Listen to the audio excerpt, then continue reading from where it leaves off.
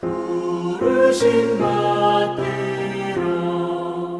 내 형제 섬기며 구주의 뜻을 따라서 내 정성 다하리.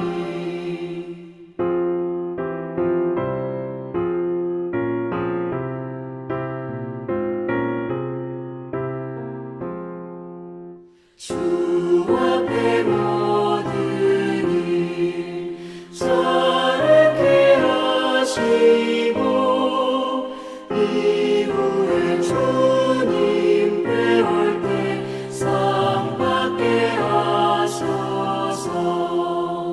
나 항상 깨어서 늘 기도드리며 내 믿음 변치 않도록 날 도와주소서.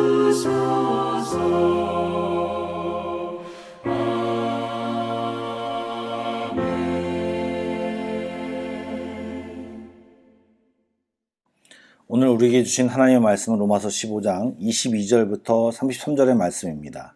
신약성경 260쪽입니다. 로마서 15장 22절부터 33절의 말씀을 드라마 바이블로 낭독합니다. 그러므로 또한 내가 너희에게 가리하던 것이 여러 번 막혔더니 이제는 이 지방에 일할 곳이 없고 또 여러 해 전부터 언제든지 서바나로 갈 때에 너희에게 가기를 바라고 있었으니 이는 지나가는 길에 너희를 보고 먼저 너희와 사귐으로 얼마간 기쁨을 가진 후에 너희가 그리로 보내주기를 바랍니다. 그러나 이제는 내가 성도를 섬기는 일로 예루살렘에 가노니 이는 마게도냐와 아가야 사람들이 예루살렘 성도 중 가난한 자들을 위하여 기쁘게 얼마를 연보하였습니다. 저희가 기뻐서 하였거니와 또한 저희는 그들에게 빚진 자니 만일 이방인들이 그들의 영적인 것을 나누어 가졌으면 육적인 것으로 그들을 섬기는 것이 마땅하니라. 그러므로 내가 이 일을 마치고 이 열매를 그들에게 확증한 후에 너희에게 들렀다가 서바나로 가리라. 내가 너희에게 나아갈 때 그리스도의 충만한 복을 가지고 갈 줄을 아노라. 형제들아, 내가 우리 주 예수 그리스도와 성령의 사랑으로 말미암아 너희를 권하노니 너희 기도에 나와 힘을 같이하여 나를 위하여 하나님께 빌어 나로 유대에서 순종하지 아니하는 자들로부터 건짐을 받게 하고 또 예루살렘에 대하여 내가 섬기는 일을 성도들이 받을 만하게 하고 나로 하나님의 뜻을 따라 기쁨으로 너희에게 나아가 너희와 함께 편히 쉬게 하라. 평강의 하나님께서 너희 모든 사람과 함께 계실지어다. 아멘. 벌써 토요일 아침입니다. 피곤하시겠지만 말씀을 통해 새 힘을 얻는 이 아침이 되기를 기원합니다. 오늘 본문의 내용은 바울의 현재 상황과 그가 가진 여러 가지 계획들을 잘 알 수 있는 내용입니다. 말씀 속에서 알 수 있는 몇 가지 사실들이 있는데요. 첫 번째는 바울이 로마로 여러 번 가려고 했었는데 그것이 잘 되지 않았다는 사실입니다. 22절에 바울이 그 사실을 직접 밝히고 있습니다. 바울의 선교의 최종 목적지는 서바나, 오늘날의 지명으로 말하면 스페인입니다. 그리고 그것을 가기 위해 로마를 들릴 것이고 로마를 교두보로 삼아 또 로마 교회의 후원을 받아 서바나로 가고 싶은 마음을 여기서 잘 드러내고 있습니다. 이것은 바울의 장기 계획입니다. 그리고 현재 바울은요, 예루살렘 행을 계획하고 있습니다. 이유는 예루살렘 교회가 어려운 상황에 처해 있는데 마게도냐와 아가야에 있는 교회에서 예루살렘 교회를 돕기 위해 연보를 모았는데 그것을 전달하려고 지금 예루살렘으로 가고 있는 계획을 잡고 있습니다. 사도 바울은 잘 아시듯이 1차, 2차, 3차 전도 여행을 통해 지중해 연안 지역에 많은 교회들을 세우고 많은 사람들에게 복음을 전했습니다. 이미 많은 일을 했음에도 불구하고 이 바울의 열심은 멈추지 않았습니다. 그런데 곰곰이 생각해보면 그것은 바울의 열심 이전에 하나님의 열심입니다. 그 하나님의 열심을 알아챈 바울은 이방인의 사도로서 당시 땅끝이라고 하는 서바나까지 복음을 전하려고 열정과 또 그에 맞는 계획을 세우고 지금 마지막 3차 전도 여행을 마치며 로마 교회에 16장이나 되는 긴 편지를 쓰며 선교 후원을 요청하고 있는 것입니다. 우리는 이 지치지 않은 사도 바울의 열정을 본받아야 합니다. 우리는 사실 교회에 1년 봉사를 맡아도 버거워하고 힘들어하는 것이 사실입니다. 그러나 사도 바울은 하나님이 기뻐하시는 일이 무엇일까라는 것을 찾고 기도하고 또 응답받아 주님의 뜻 안에서 비전을 받고 세우고 그것을 이루려고 최선을 다하는 모습을 볼 수 있습니다. 하나님이 예비하신 것도 보지만 자신도 후원해 줄 교회를, 로마 교회를 위해 자기가 알고 있는 복음을 가르치며 그들을 든든히 세우려는 노력을 아끼지 않으며 그들에게 후원을 담대히 요청하고 있는 모습도 지금 저희들이 보고 알 수 있습니다. 내가 교회를 위해 주님 나라를 위해 무엇을 섬길 것인가를 끊임없이 생각하며 내가 가진 물질, 시간, 열정 또 몸으로 헌신하여 하나님의 복음이 하나님의 마음이 잘 흘러가도록 사는 삶이 진짜 그리스도인의 삶인 것입니다. 하나님의 경륜의 기차가 흘러가기 위해서는 레일이 있어야 되는데 그 레일을 받쳐주는 받침목들이 있습니다. 오늘 말씀을 듣는 우리 한 사람 한 사람이 이 열정으로 이 받침목이 되어서 하나님의 귀한 경륜이 우리를 통하여서 흘러가기를 간절히 축원합니다.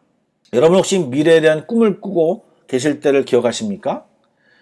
마지못해 하는 일이 아니라 뭔가 열정적으로 생각하고 있고 또 그 일을 계획하고 있을 때 자신을 한번 생각해 보십시오. 그런 사람들은 대부분 마음이 급해집니다. 다른 일이 손에 잡히지 않고 그러다가 실수를 하기도 합니다. 그러나 바울은 달랐습니다. 그런 꿈을 꾸면서도 이제 내가 성도를 섬기는 일로 예루살렘으로 간다. 즉 먼저 예루살렘에 가서 할 일이 있다라는 것을 밝히고 있습니다. 예루살렘은 자신의 꿈과는 완전 정반대 지역으로 스페인으로 가로부터 가장 먼 곳이라고 볼 수 있습니다.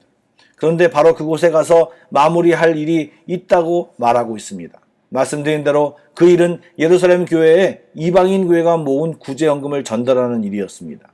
스페인 선교의 큰 꿈을 가지고 있는 바울이 단지 헌금을 전달하기 위해 1000km가 넘는 예루살렘으로 간다는 것은 다소 시간 낭비라고 생각될 수 있음에도 본인이 아닌 다른 제자를 보낼 수도 있는데 그렇지 않냐고 손수 그 일을 담당하고 있습니다. 바울은 큰 꿈을 꾸고 있지만 지금 자기에게 맡겨준 일이 굉장히 중요한 일임을 알고 있었습니다. 바로 유대인들과 이방인들을 연결하는 일입니다. 우리가 잘 알듯이 복음이 예루살렘에서 사는 유대인으로부터 시작되었습니다.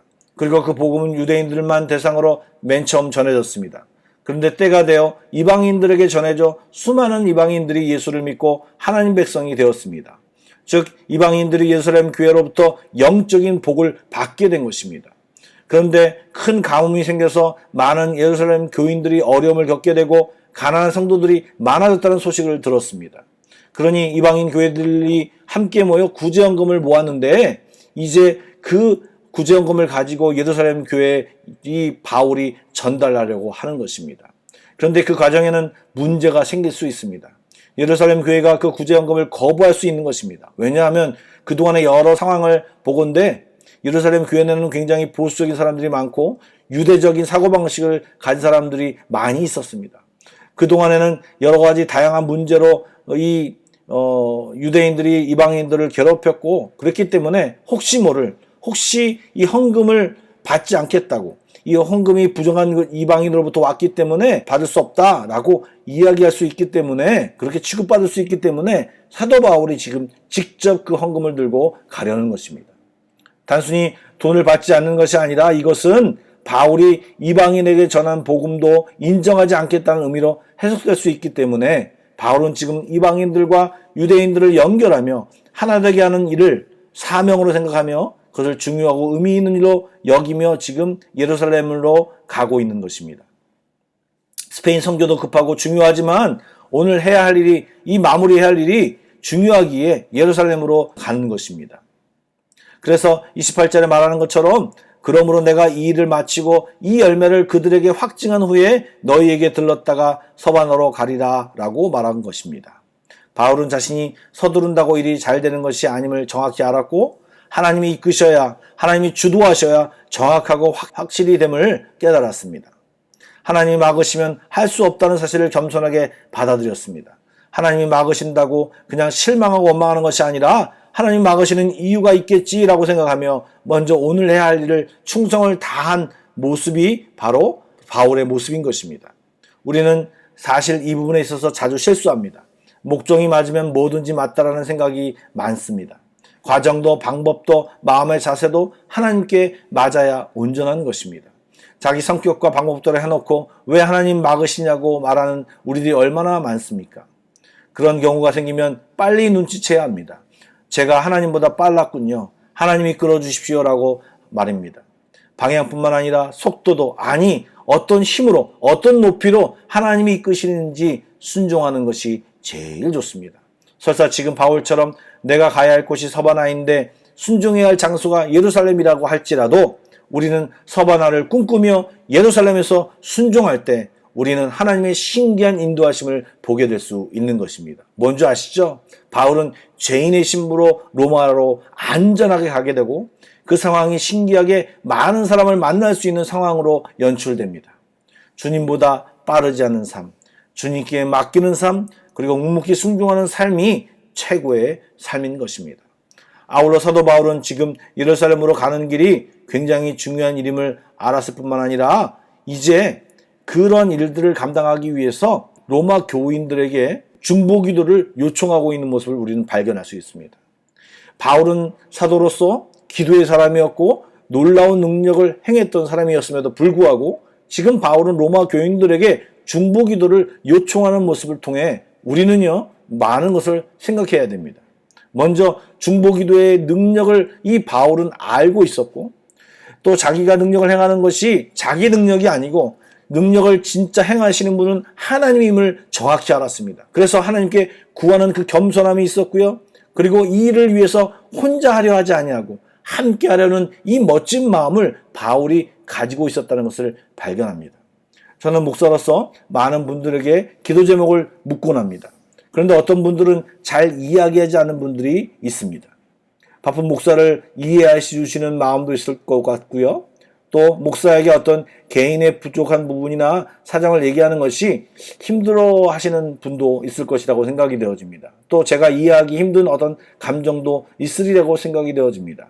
그러나 여러분, 함께 기도하는 것은요, 주님이 명하신 것이고요.